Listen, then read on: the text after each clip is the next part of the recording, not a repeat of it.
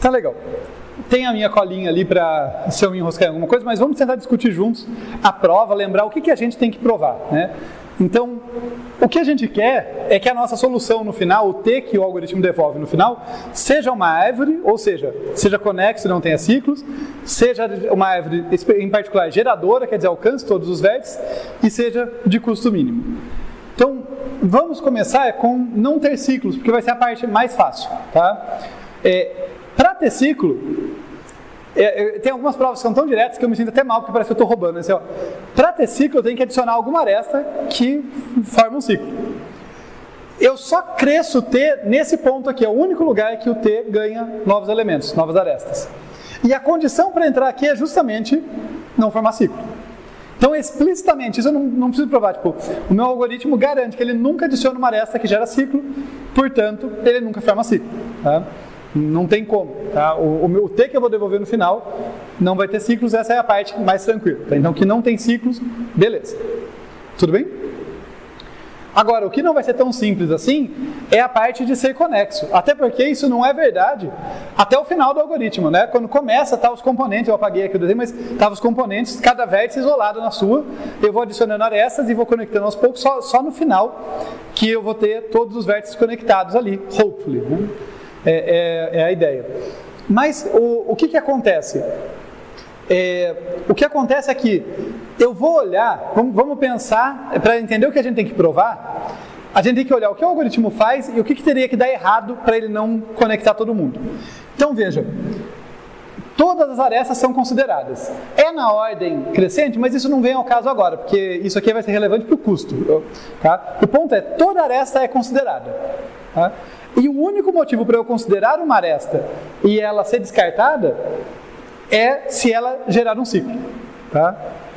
Então, onde que o meu algoritmo poderia falhar? Onde que poderia acontecer? Como que poderia acontecer do meu algoritmo não devolver uma estrutura conexa ali, né? Um subgrafo conexo, no caso, uma árvore conexa? Já que não ter ciclo, a gente já argumentou que tranquilo.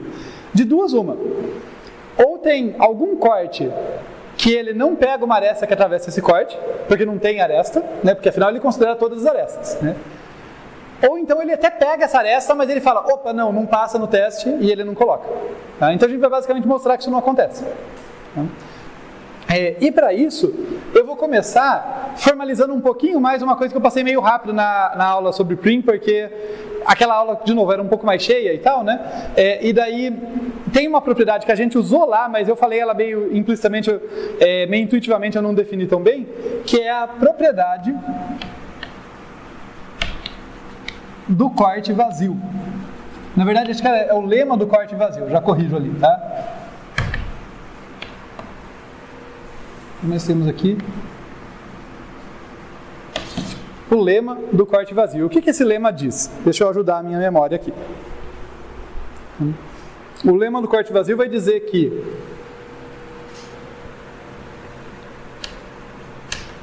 um grafo G é conexo.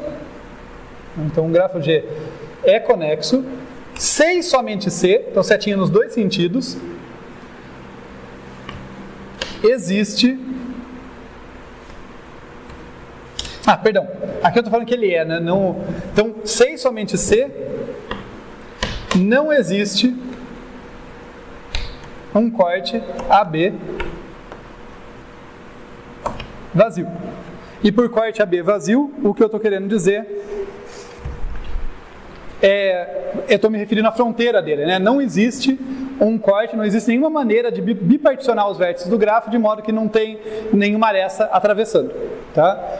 Então, vamos argumentar rapidamente, que não vai ser a prova mais formal que eu vou mostrar para vocês, mas acho que vai ser o bastante, argumentar a ida e a volta, tá? Então, rapidinho, a ida, tá? Já que é um C e somente C, vamos usar isso aqui, não é um lema particularmente difícil não, mas é legal para a gente pegar o traquejo de assim, o que eu quero provar e quais recursos que eu uso para provar isso, né? Então, a ida da prova, eu vou supor o que está antes do C e somente C, porque afinal eu estou falando da ida, eu estou pensando na setinha só olhando nesse sentido, né? Eu vou supor que isso aqui é verdade e quero concluir que isso aqui é verdade, tá? Então, pega que G é conexo, tá? Minha hipótese, G é conexo. Então, na ida, eu tenho uma hipótese de que G é conexo. Mas o que significa G ser conexo? Significa, falei no comecinho da aula, né, que para todo par de vértices existe caminho. Tá?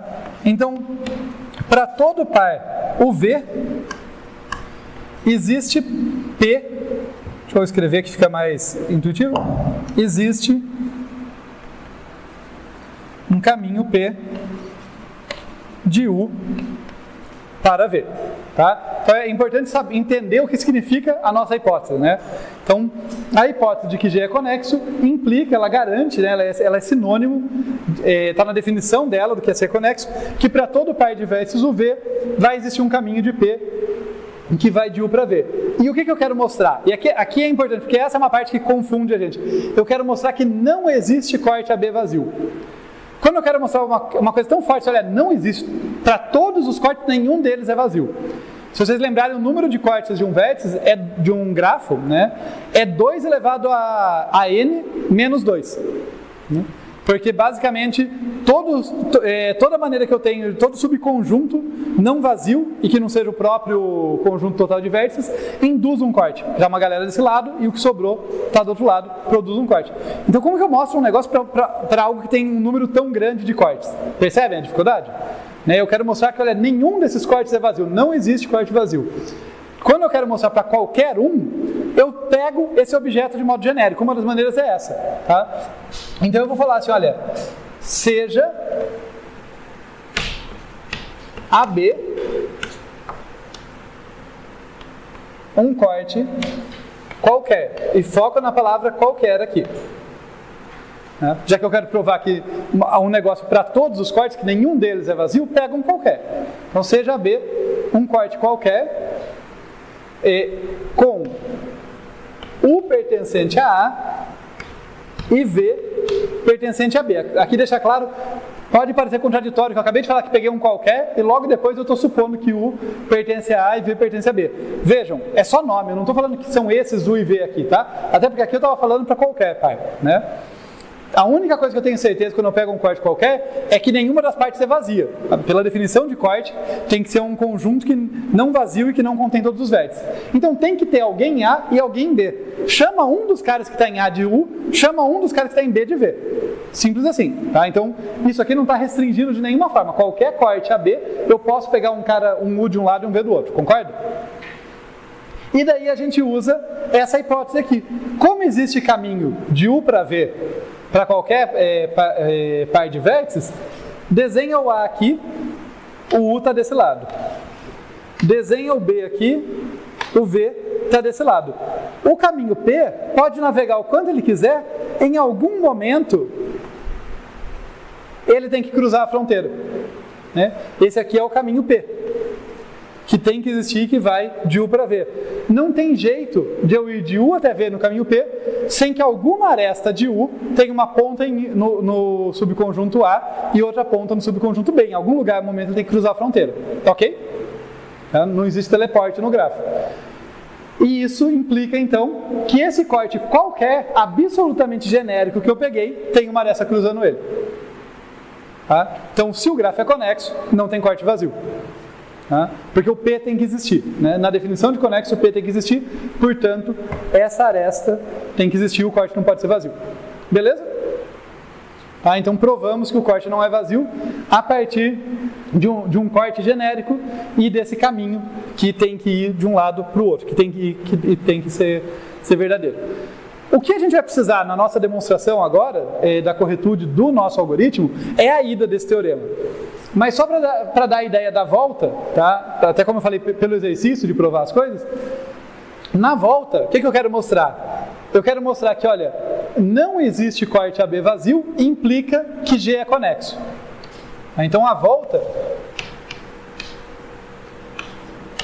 ela nada mais é do que, olha, não existe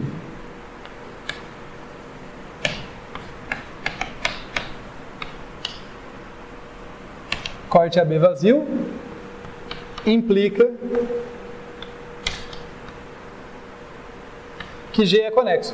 E daí, quando eu estava montando a aula, tá, isso não tem certo e errado, não tem única maneira de fazer, a gente vai de experiência, tentativa e erro e tal. o que eu percebi é que é um bom exemplo de como sacar uma prova pela contrapositiva, tá? Não é prova por contradição, tá? Que é outra coisa que a gente está acostumado a fazer. A prova pela contrapositiva, por quê?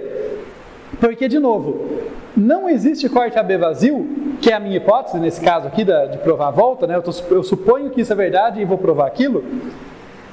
Não existe corte AB vazio, é uma coisa muito abrangente, né? Não é um objeto que eu posso pegar, percebe?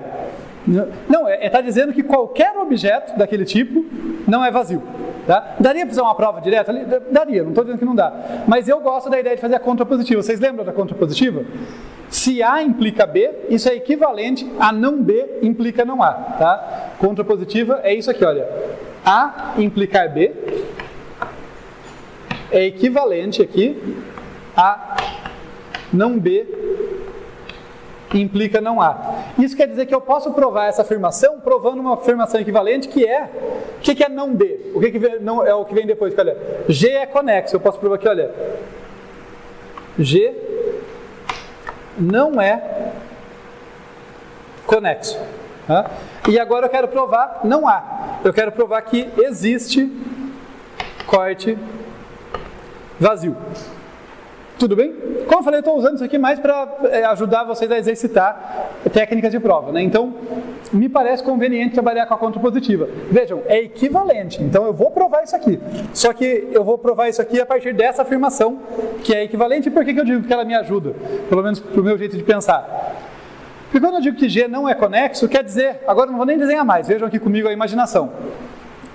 Se G não é conexo, quer dizer que existe um U e um V que não tem caminho entre eles, certo? Tem que ser, se não é conexo, tem que ter pelo menos um par que não tem caminho entre eles. A partir de U, faça uma busca em grafos e alcança todo mundo que você consegue alcançar. Você não vai alcançar o grafo inteiro, porque você não pode alcançar V, por definição, o grafo não é conexo, certo? Então esse componente que eu alcancei a partir de U é o meu A.